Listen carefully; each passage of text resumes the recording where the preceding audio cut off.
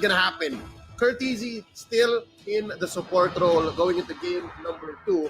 The draft has begun. Cignal Warriors ang magsisimula, sasagot ang Omega. It's blue side for Cignal Warriors, which means, guys, na sila ang first pick. Ngayon, I think that other tournaments, meron mga choice kasi yung mga teams na. Katulad kahapon, kahit pa nanalo ang Bren E-Pro on the blue side, tapos dun sa first game, at nung game number 2, technically speaking, pwedeng kunin ng Happy Feet Emperors ang blue side. They still opted to go for the red side, which means nasa kanila yung 2 picks. At ito po ay isang strategy ng mga teams na ginagawa. For now, for sure, nagkapalitan, and Cignal Warriors will now be dictating the draft. And man, you're asking me kanina kung gano'ng impactful ang support ni Curtizy. This is how impactful it is. And first ban ng Cignal Warriors. Yeah, I was gonna say nga na parang Wolf, kung hindi pa nagsimula yung draft, kung kailangan pa natin magkwentuhan, mag-discussion, sabihin ko, worth it ba na iban pa itong Selena ni Curtizy? And maybe if it was like a 3-hero ban, maybe not, kasi ang dami pa kailangan bantayan. But dahil 5-hero ban ito, talagang naging threat nga para sa Warriors ang Selena ni Curtizy. Looking at the bans now for Omega, to start off with the Uranus. For the Warriors though, it's the Esmeralda. Oof, talk me through this. Bakit nga ba priority pa rin si Esmeralda hanggang ngayon sa 2020? The Nationals. Last year, I can remember, definitely as a core, as a mid even, Esmeralda was already a priority. But now what makes her so evergreen? Bakit ngayon malakas pa rin siya? So, I think it's rin yan. And Esmeralda was the strongest hero last year. Tapos, unti-unti siyang na-nerf. Tapos, untouched yung mga kasabayan niya na malalakas sa lane. Ngayon, siya naman yung biglang untouched all throughout 2020. While the other big off-laners na dati ay sobrang counter niya ay na-nerf na rin isa-isa. Particularly, the Uranus, your Thams a little bit touched. Even Yuzong was also touched. Tapos, tumaas din yung presence naman ng ibang mga heroes na nagko-complement sa kanya. Now, Esmeralda, since untouched siya all throughout 2020 while the rest is nerfed, ngayon may kita nga natin na priority siya. But now, you're gonna see a different hero. First time, I know, this is not the first, it's actually the third time. We're gonna see Brody. It is picked up by Cignal Warriors.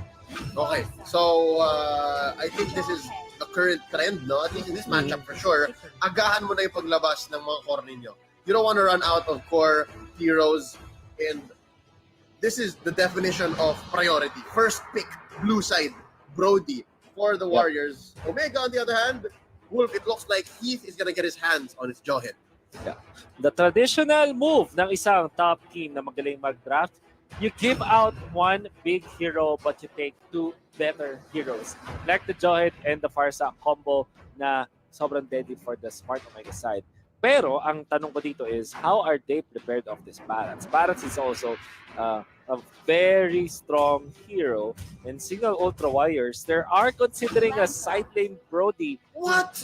Okay. Here's the thing, Wolf. Di ba nga kanina na pag-usapan natin, Ling, not so good when he has to deal with 2 targets. Baka ito nang iniisip ng Warriors. Maybe they're thinking to overload Hajizi's Ling. And there it is already, Ling showing up pick number 3 para sa Omega as we go into phase 2 of the match. I just want to explain though, ang ganda ng idea na magkaroon ka ng side lanes, na side lane ni Brody, but not like this, not a big reveal like this. Imagine mo ni-reveal agad nila.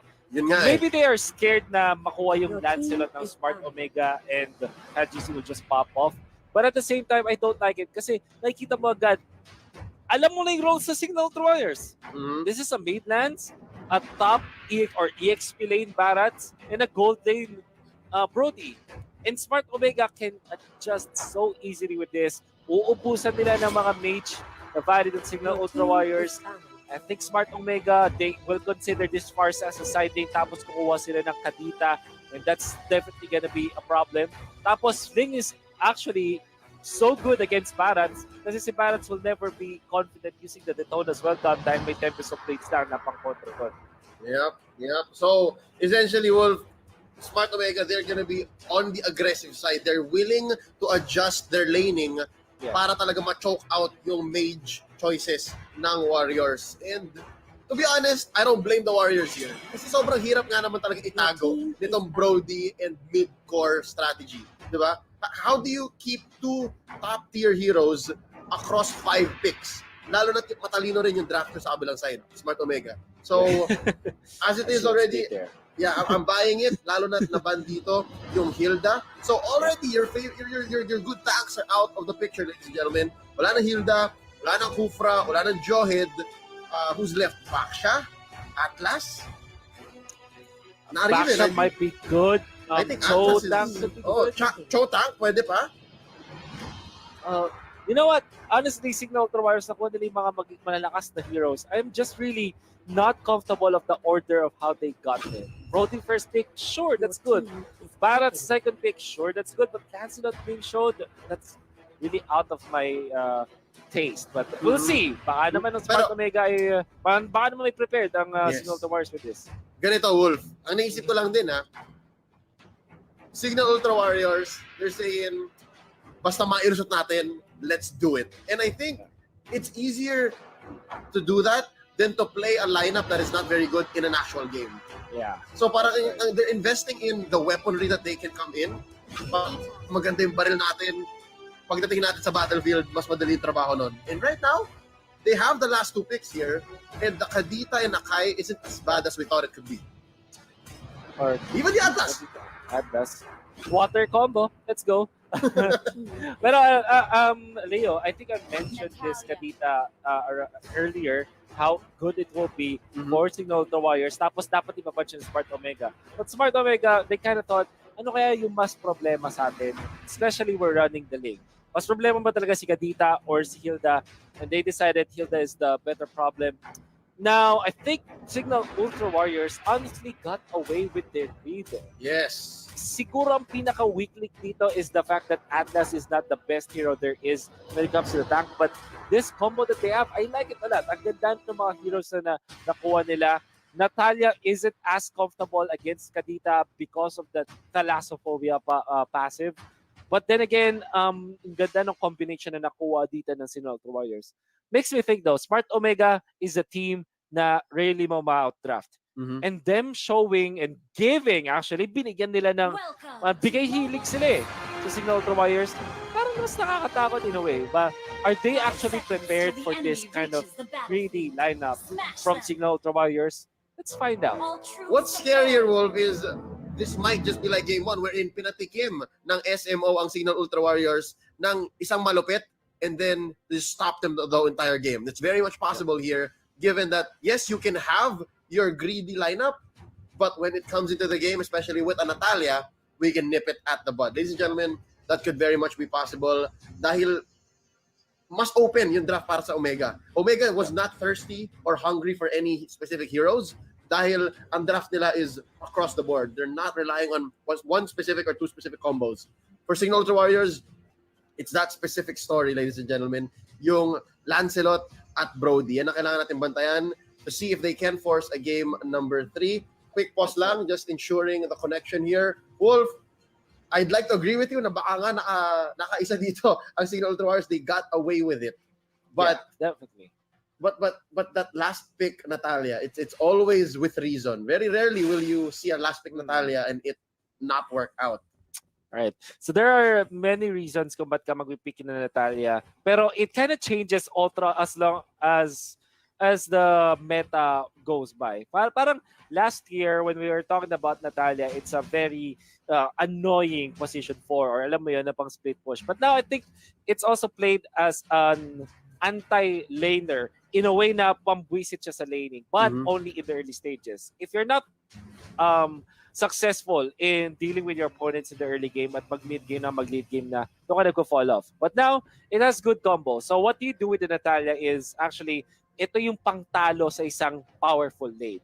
Like for example, makakita ka ng Esmeralda going up against a weak laner like Ruby or Uranus. Tapos parang mananalo yung Esmeralda. Pero all of a sudden, kapag nakikipaglaban kayo, may magiging low kayo parehas and Esmeralda relies on healing up. Biglang may Natalia up there. That's how strong it is. And it will be paired up against the Brody. I've seen this so many times in professional streams na nakikita ko. And yung Brody, minsan nag-min-max siya against the hero na usually kaya niyang talunin. Tapos bigit lang may Natalia, that's where you find the reasoning behind the pick of this Natalia. Yep, and there it is already. You see Rhea going down really low. Going for the recall. Curtizi, though, with good reason. Para okay lang kay Curtizi yan eh. Ladies and gentlemen, before we begin once more, this is the Cignal Ultra Warriors versus Smart Omega, game number 2. Reminder, this tournament is under the supervision and regulation of the Games and Amusement Board.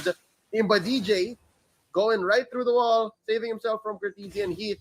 And malaki ang trabaho ni Curtizi dito. Compared to his Selena earlier, whose job was to, again, leave traps and then throw the arrow out for engages or to scout, ngayon mas proactive siya, I think. So you did see that Cignal Ultra Warriors, nakuha nila mga hero ay malalakas talaga sa meta.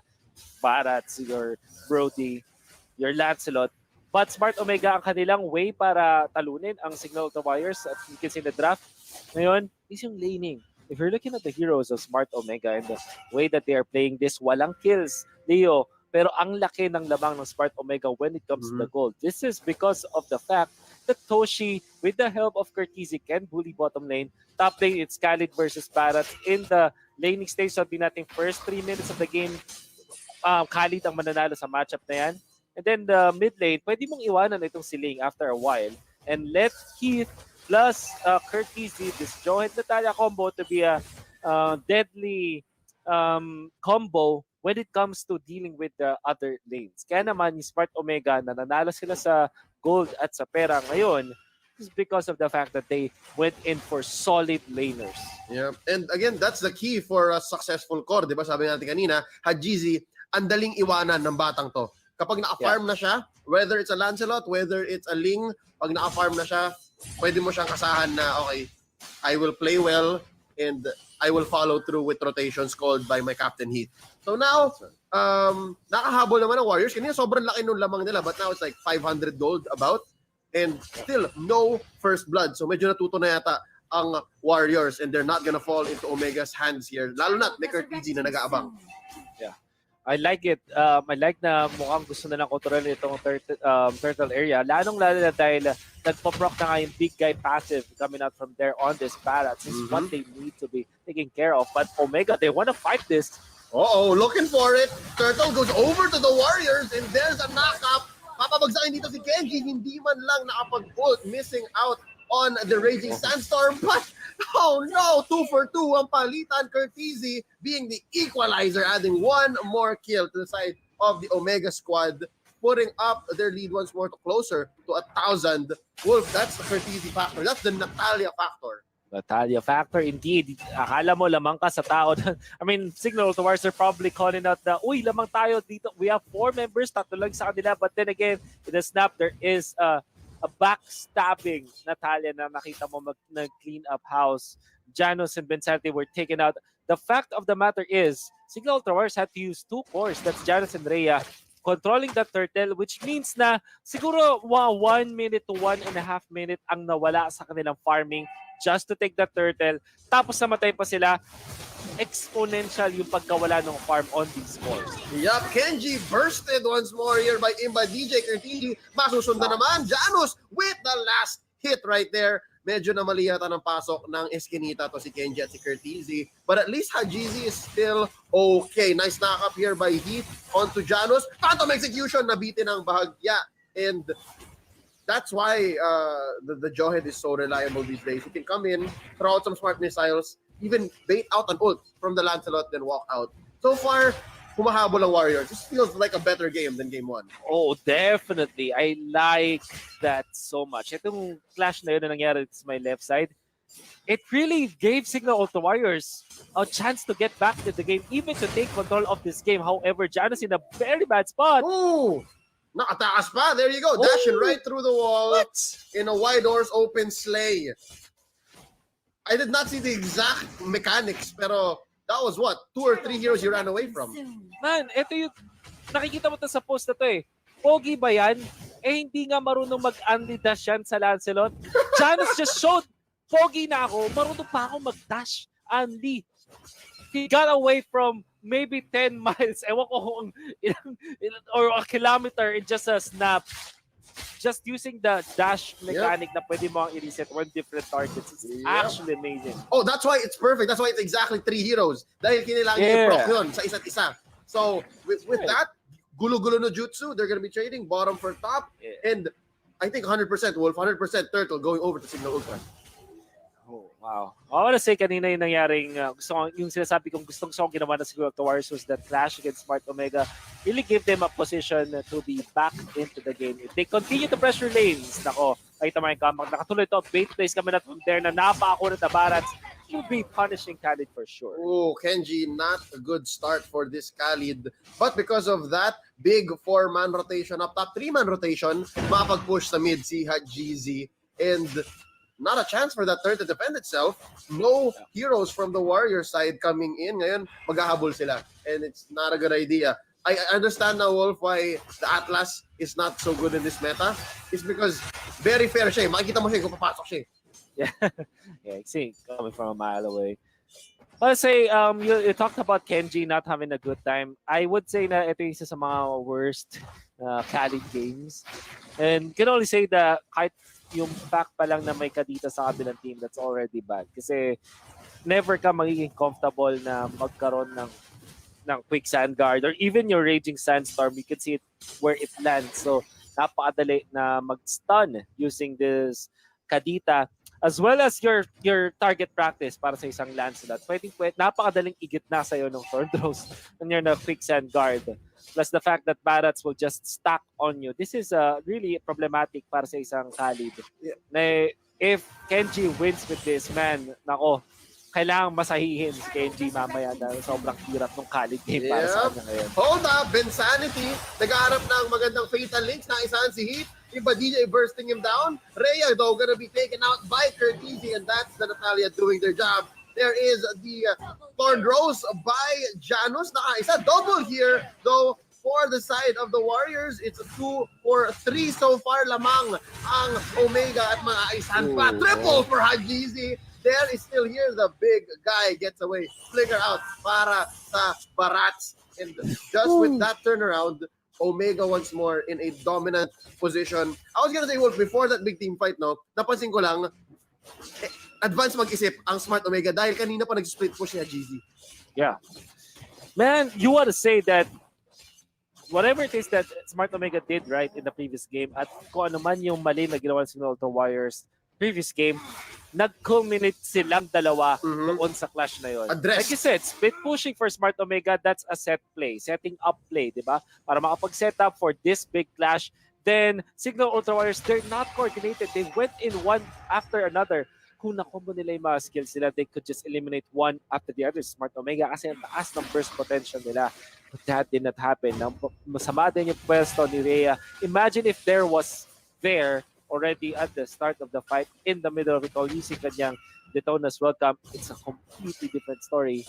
However, that did not happen in this specific game. Whoop, oh caught no! One into the wall! Pow! Janus with the full combo! And the Tempest of Blaze trying to get away. There's not enough burst from the duo by the Warriors down bottom. Nakatakas pa nga ang ating KDA machine. Bensanity clearing this wave. Rhea working it up. Toshi, feathered air strike to back out from the Brody. And yeah, that was a nice taste of what the Cignal Warriors lineup could do. It's just hindi lang pa nila ma-execute fully. I want to say though, I want to see the items if Hajizi actually went for tough boots. Because that's the only reason like he'll be able to indeed went Not for even tough boots. Napaka-smart ng pag-iisip daw. He knows na it will just take a little bit of chain stun for the Cignal Warriors to take him down, but that did not happen even with the Daytona's welcome. Siya nakatakas ng napakadali doon, man. CC reduction is key, guys. CC reduction is key. And I think ito yung kulang sa Warriors draft kanina. Wala silang lockdown. That's right. This time That meron. was so smart from Hajizi. Pero nabasa ni Hajizi, and even there is having a hard time. That's gonna be the shutdown onto the previously 4-0-1 Daytona. And just like that, nag-swap na agad. Omega now on the offensive. Taken out Iba DJ Curtizi with it. Bursted down though by Rhea. Nakapaghiganti na ang ating Brody. But with that, being said, he is not letting go. Parang gusto niya talagang kunin to Lord na to very early on. He is the one that can actually afford it. Tapos ilalasip na lang yan din yan ni Hajizi. Well, the rest of the gang, they're just clearing out the waves. Kenji already knows na kanyang trabaho dito is maki-teamfight at mag-shove ng waves. Just be into the front knights. Commit on him as well as Toshi. Habang si Hajizi, gawin mo na kung anong discounting gusto mong gawin. And you can see na kahit pa may potential na mapitas siya dahil lang sa kanyang itemization at sa understanding niya ng limits ng hero compared to his matchups, he's actually winning this. This is Smart Omega really, I would say, outclassing in the last few minutes ang Cignal Ultra Warriors. Yeah, and I think this is a strategy that the Omega squad used earlier. Kung kanina maalala mo, Wolf, di ba? Si Toshi, yung parating binubugog na maaga. Tapos nag-swap roles na lang siya as the Chang'e before it's too late. And I think this is what Kenji's doing here as well. Alam niya na parang, okay, mainit sila sa akin. So I have to make sure that whenever they visit me, it's worth it. Magsasayang ng oras nila. And right now, they're in a better position for that. And look at this now. Feather Air Strike once more by Toshi. Pinasabugan si Der. Not enough stacks on the get big. Taking out the Barats just like that. Lord marching up top, bottom, and mid. The rest of Omega, Wolf, at least, minimum at least, isa ang mabubutas na side ng Warriors. We'll find out kung madedepensahan ba ang kahit anong lane dito ng Cignal Ultra Warriors. They don't have the best wave clear as of this moment without there in there. Kaya naman dalawa team yung nakuha ngayon ng Smart Omega. Even the mid lane is gonna be taken down. Oh, feathered airstrike by Toshi. Artillery in the base. Enemies inside, behind enemy lines. Ben Sanity not catching anyone with the fatal links. Rhea, meron pa ni ult there as well with the Pitonas welcome ready. And all lanes taken out, Wolf. All lanes taken out, pero nabuhay pa rin sila. Depensang Marino dito para sa Cignal Ultra Warriors.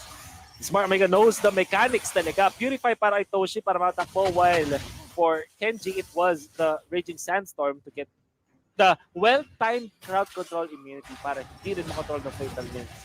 Now, this is definitely disastrous for Cignal Ultra Warriors. I want to say na kung mas maganda sana yung mid-game result for Rhea, this will be defendable. Kumbaga, kaya mo nilang patagalin yung laban, but it might not happen at all right now. Throwing him into the base. Kenji, Raging Sandstorm on the way out. But another fatal links. Oh, there's a quick sun guard. Wolf, hindi nila mapatay si Kenji. They take out Janos. Hajizi gets it. Backing out, muntik na immortality on the Ling. Rhea dealing quite a bit of damage, but it's just not enough. And with Janos out of the picture, mas lalong ihirap. Feathered airstrike here by Toshi, destroying minion waves, destroying even heroes, and Vinsanity does not have an ult.